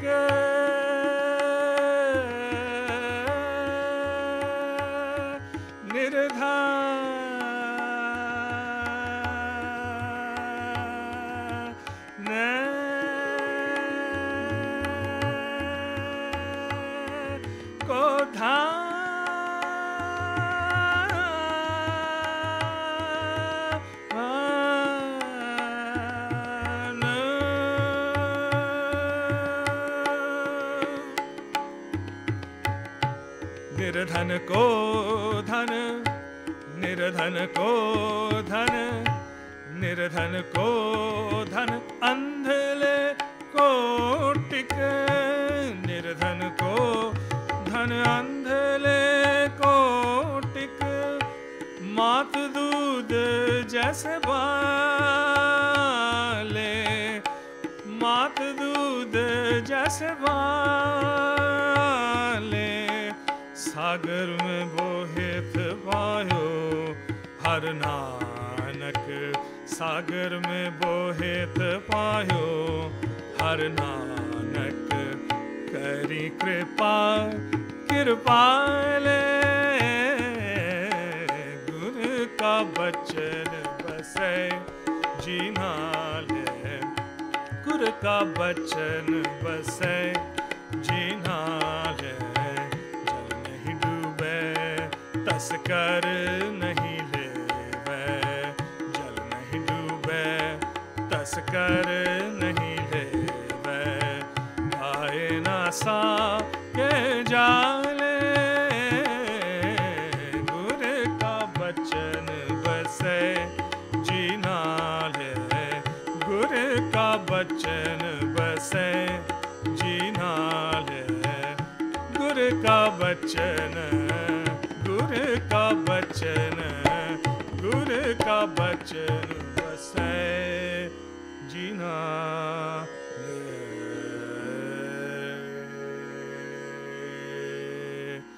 I can stop or I can sing one more. What would you like me to do?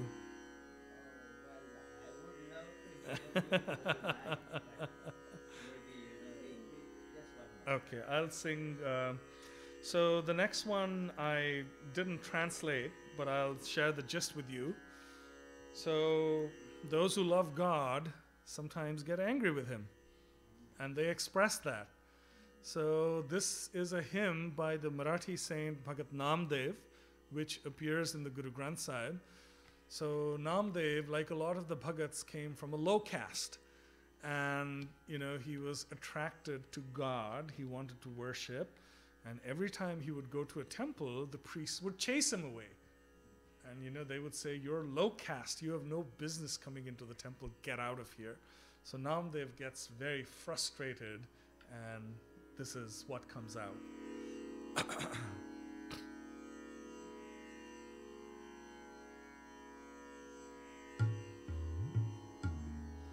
I'm just going to get the words in case I forget them. Bear with me for a second, please.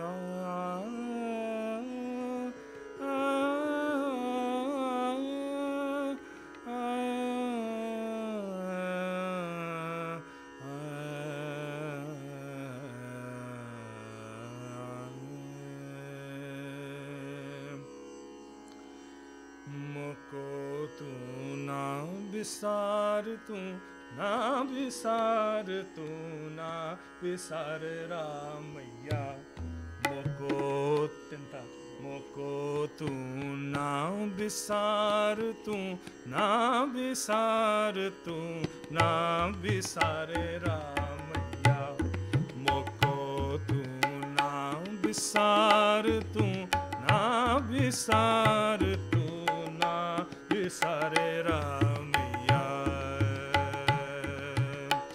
आलवंती एह भ्रम जो है आलवंती एह भ्रम जो है मुझ ऊपर सबको पिला आलवंती एह भ्रम जो है मुझ ऊपर सबको पिला सूद सूद कर मार उठायो सूद सूद कर मार उठायो कहा करूं बाप भी ठुला तू ना बिसारे रामैया मोको तू ना बिसार तू ना बिसार तू ना बिसारे रामैया बिसार तू ना बिसार तू ना बिसारे Ramaiah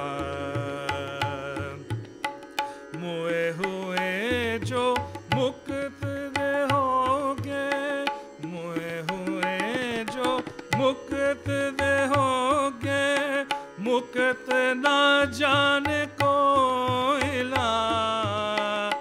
He says, if you offer me salvation after I die, I don't care. What good is it to me? मुए हुए जो मुक्त दे होगे मुए हुए जो मुक्त दे होगे मुक्त ना जाने कोइला ए पंडिया मोको ढेड कहत ए पंडिया मोको ढेड कहत तेरी पैज पछोड़ी हो इला तू ना बिसारे रामैया को तू ना बिसार तू ना बिसार तू ना बिसारे रामैया तू जो दयाल कृपाल कहियत है तू जो दयाल कृपाल कहियत है अत बुझ भयो अपार ला अत बुझ भयो अपार ला फेर दिया देहराना में को फेर दिया देहराना में को पंडियन को पिछवार ला तू ना बिसारे रामैया मोको तू ना बिसार तू ना बिसार तू ना बिसारे रामैया मोको तू ना बिसार तू ना बिसार तू ना बिसारे रामैया तू ना बिसारे रामैया तू ना बिसारे Ramaiah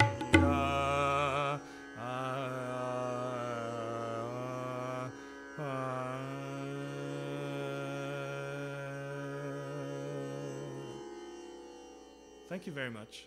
So how should we express our Okay, so we have a call and response.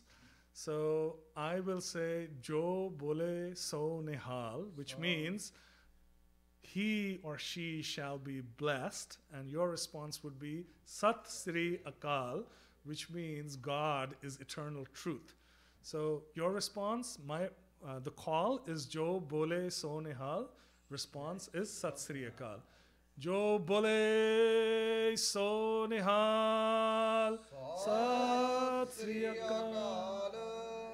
Thank you.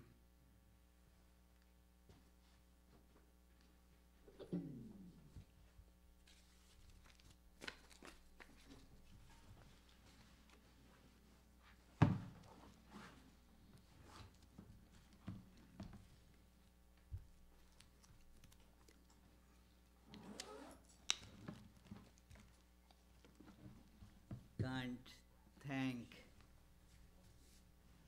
Sarbpreet Singh ji enough for this beautiful exposition, very informative. It was a joy to keep on listening to him. His language is so beautiful. His oratory is just, you say, out of this world. It is such a beautiful flow, and he has so much information presented in such a short time. I am really amazed that how much we say in Hindi that the meaning is that this person has filled the ocean in a small pot. गागर में सागर भर दिया है आपने. Very good. It is, yeah, we are all in a way Sikhs. When I was in Nagpur, I used to meet one Sikh scholar, and he said, you know, the meaning of Sikh is, it is from the word, Sanskrit word Shishya, means a student, a disciple. As long as you are learning means you are educating yourself and moving on towards your highest goal in life, you are a Sikh. So, you are a Sikh. You know that one a commonly known speaker who comes here, he is a Catholic, this thing now he is a Orthodox Celtic bishop. His name is Father Paul, and he was living in Somerville, Massachusetts, and with his landlord was a Sikh. So he told this Bishop Paul that I am a Sikh, and then Bishop Paul said, with a pun on the word Sikh, you are Sikh, I am seeker, you say. I am seeking Lord, so I am a seeker. You are Sikh, I am seeker. So, and he is a musicologist apart from being himself a wonderful singer. I had met him here and at other places, usually as a listener of wonderful music. He has special appreciation for music in general, but I share one special thing that we both appreciate, the Dhrupad style of music. And but today was a privileged day for me to listen to him sing actually. Many thanks, Sarbpreet. And then we hope we will get to learn more from you in all languages. This is an important message that we get, that, well, the knowledge becomes more shining. In fact, it really shines when presented with the cloak of humility. He knows so much and yet presents himself as if a very ordinary person. His scholasticity is immense, and yet look at his humility. He says, well, I was talking with half tongue in cheek and so forth. Oh, well, it is, I would love to learn more and more from your presence. And friends, I will give you a quick view of the upcoming programs. Next Sunday also we'll be having a guest lecture. I mean, when I don't speak, it becomes a guest lecture. But he is not really a guest. He is the Secretary of Vedanta Society of Providence, and you have heard him many times. Chester Bonsek right now also is sitting in the back, and he chooses very nice themes, beautiful topic, and it is his topic is very nice. How to profit. And we all want profit, isn't it? How to profit. The next phrase is important. How to profit from a prophet. So it is. So we have to profit from the prophet. That is why prophets, they come to us. So, and the Tuesday and Friday classes during the week will go on as usual. It is the Tuesday topic is the Sri Ram and his divine play. Abhijit, you will be doing the arati. Yeah, so it is. And Fridays, it is one of the very important Upanishads, Shveta Shvetar Upanishad. So you are all invited for these programs as well. Now there will be our customary arati. Now this arati, although it is written by Swami Vivekananda, composed to a Dhrupad style music, and it is, except on 2 days, it is sung in Bengali and Sanskrit. But on Fridays and Sundays we sing it in English, so that everybody can understand the meaning of it. So, Your closing prayer? huh? Closing Yes, I will do the closing prayer, and then the arati will begin, and then we all should go, if to the basement to partake the prasad, the soup supper. But there is an important item added to the soup supper today. I was talking after last Sunday's service, and I announced this. And then one lady told me, when I go to Gurudwara, the most important thing I look for is their kada prasad, that very nice sweet dish. And I just latched on the opportunity. Why don't you bring it? So next Sunday, please bring it. And she was a bit apprehensive because she said that I don't know how to make exactly. I make halwa, but not the way they make. It is. I said, well, try these days. Why internet is there? Why is Google there? Come on, give it a try. And then we will appreciate even if it doesn't come. And after all, even if you go from one Gurudwara to another Gurudwara, there will be a difference in taste. So it is, you will have that also. So please, after the arati, we will go there for that. May the Divine, who is Father in heaven of the Christians, Holy One of the Jewish faith, Allah of the Muslims, Buddha of the Buddhists, Tao of the Taoists, Great Spirit of the Native Americans, Ahur Mazda of the Zoroastrians, and Brahman of the Hindus, lead us from the unreal to the real, from darkness to light, from death to immortality. May the all-loving being manifest himself unto us and grant us abiding understanding and all-consuming divine love. Peace, peace, peace be unto all.